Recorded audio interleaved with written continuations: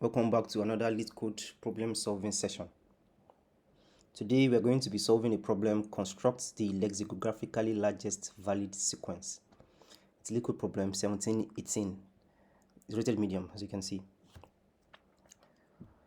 So the question goes as follows: given an integer n, find a sequence that satisfies all of the following. The integer 1 occurs once in the sequence. Each integer between 2 and n occurs twice in the sequence. And for every integer I between 2 and n, distance between the two occurrences of I is exactly I. Okay, so what does this actually mean? So we are basically supposed to create a sequence of numbers that follow these rules. The first is that within that sequence of numbers, integer 1 must occur just once in that sequence. Then every other integer between 2 and n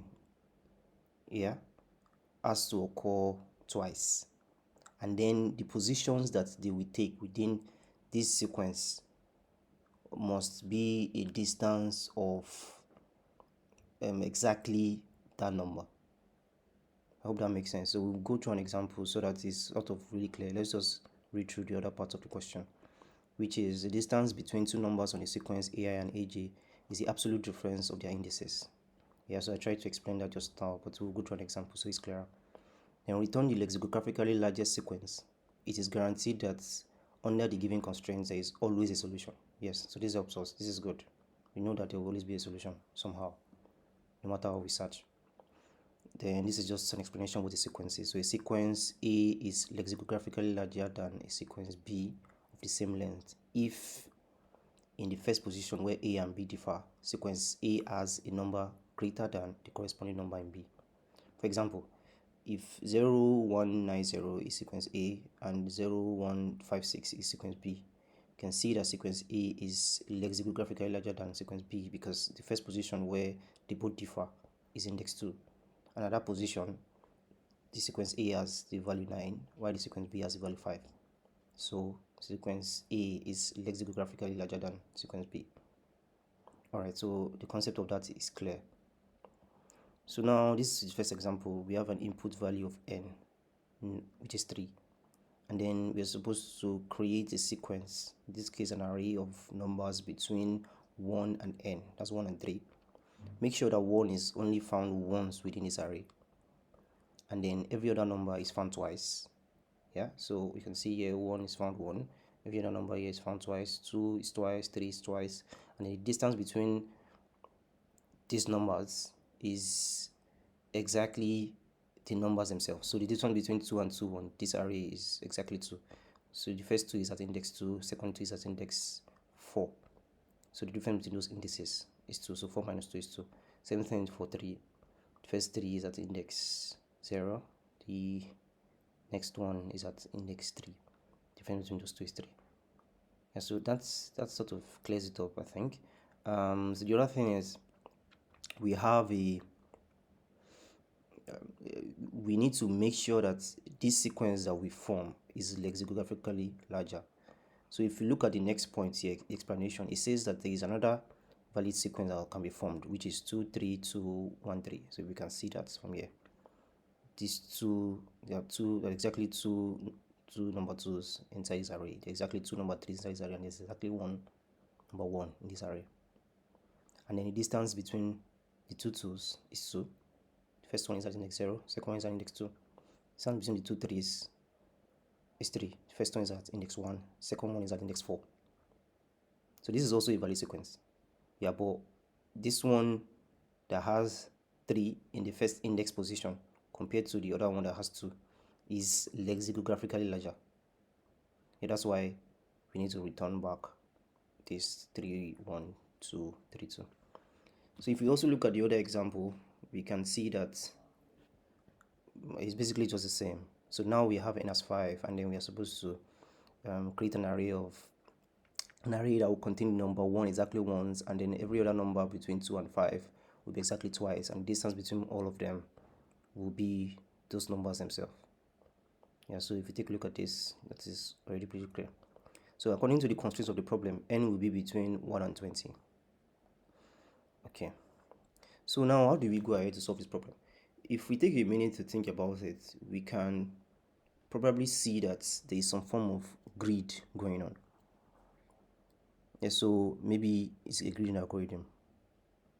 So maybe we can check that. So the first thing is, if you look at this first example here, we have 3. Right, so what makes this option, this solution, the valid one compared to this other one is that 3 is the first number in the array. So that suggests to us that, okay, maybe we can greedily attempt to take in the first number. Yes. Then once we greedily do that, okay, can we now repeat the same process for the other parts of the array? So if we fix 3 here, we need to fix 3 to the index. If we fix 3 at index 0, we need to fix 3 at index 3. So the other numbers that will follow through, somehow have to then follow the sequence. So can we put 2 into the next index? No, not really, because there's already a number 3 here. So maybe we can put 1. So we do that, we put 1, then we attempt to put 2. Okay, so it seems like we can sort of really try to assign numbers to boxes. Okay, let's try the same thing with 5. And then let's see. Alright, so at this point, we should head over to our whiteboard and then try to see if our approach works. Okay, so let's start this. We have, let's start with the number where n is equal to 3. Okay, so at this point, we have our n to be equal to 3. What we just said is to attempt to, first of all, what would be the size of this our array? I mean, if we just take a minute to think about it, we would have exactly 1, and then every other number between 2 and 3 will be 2, right? So that means that we'll have 2 2s, we'll have 2 3s also. So in that case, that means that we will need to have an array of size 5. So we can just do n by 2 minus 1 to determine the size of the array we'll create. Okay, so now that is clear, we know that the size of the array we'll create has to be, size n times 2 minus 1. We can then, so if we have an array of size 5, so now we can try to fill up this array. So according to what we said, we really attempt to put 3 here. So that means that once 3 is at index position, we can immediately put 3 here. We should immediately put 3 here, actually, so that we know that the two 3s are at that amount of distance between themselves. Then we try to put 2 here. And we see that if we put 2 here, we need to put 2 here also, but then there's already a 3 here, so we cannot do this. So we need to remove this and go to the next number. So let's put 1 here. Alright, so for 1, it's just 1, so we are done. We move on to the next one. We put 2 here, and then we can put 2 here. Alright, so this works. Alright guys, so let's try out another example. So let's say the example where n is equal to 5. So in this case, following our greedy approach with exhaustive search, would have an array of size 5 by 2 minus 1. That's size 9. That will mean that we will have indexes all the way from 1 to 8. So we would have this 3, this is 4, this is 5, this is 6, this is 7, and this is 8. So now we greedily put in 5 here, and then 5 also comes here. Then we put in the next possible number, which is 4. We realize that 4 doesn't make sense to be here because 4 cannot be here, so we remove this 4. Then we put in number 3. Put 3 here, and we realize that, okay, yeah, we can also put 3 here also, and this works. Then the next number we are going for, now we've inserted 5 3. Next number we are going to insert is number 4 here. Remember, we're greedily trying to select numbers, so now we insert 4 here, and then we can immediately insert 4 here also.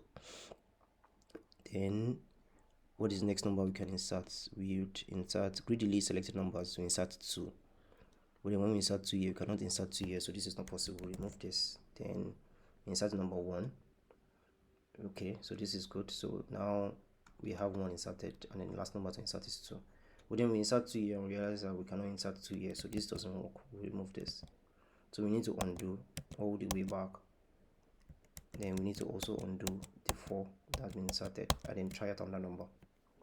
So the next number we can try here is 3, but 3 has already been used up, so we insert the next number we can try, which is 2. Now if we insert 2 here, that will mean that we need to insert 2 in this position, index 4, which is not possible. So now we need to undo that also and then try out number 1. So we insert 1 here, and this is good. So we say we've used up 1. Then we go on to the next number. We insert the next number we can insert here rather than the order. Remember, the pretty approach is we pick up 4. So now inserting 4 here means that we need to insert 4 at index 7. So 4 comes here also. Then we say we've inserted 4, and then last number to insert is 2. So then we come here, we insert 2 here, we insert 2 here.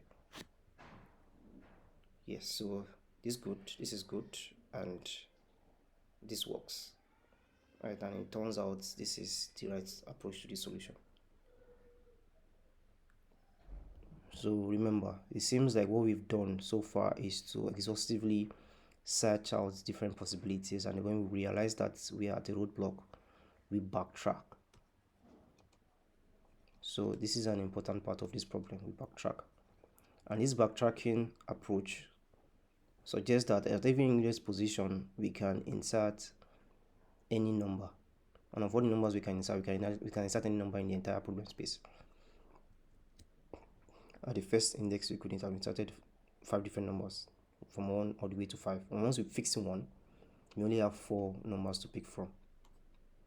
And then for the next one, we only have 3 numbers to pick from. That way until all the numbers are all gone. So this suggests to us that regarding time complexity, this problem is O of n factorial. And in the moment we find the solution, we've completely filled up all the numbers greedily into their positions, we can return back the array. Yeah, so that seems pretty clear. We just need to implement this now, and I believe that should be relatively easy for us to do. This is the full working code for this problem. It's a lot of lines of code. It's up to 42 lines of code. Yeah, but the idea is basically being the same as we discussed earlier. We have this backtracking function that always returns back a boolean, and then what it does is to sort of perform this operation of trying to greedily assign numbers to an index position. If that happens, and that happens successfully, we would then try to fix in the next number at the next position. If that happens successfully, we would return true. Eventually, if we're able to do that, we return true. Otherwise, we need to backtrack, we need to undo that operation and undo all of these operations also, and then eventually return false. So this is the entire working code for this problem. Yeah, so let's see if this code actually gets accepted. Let's submit. Yeah, guys, as you can see, code is accepted and is efficient. I hope to see you guys next time.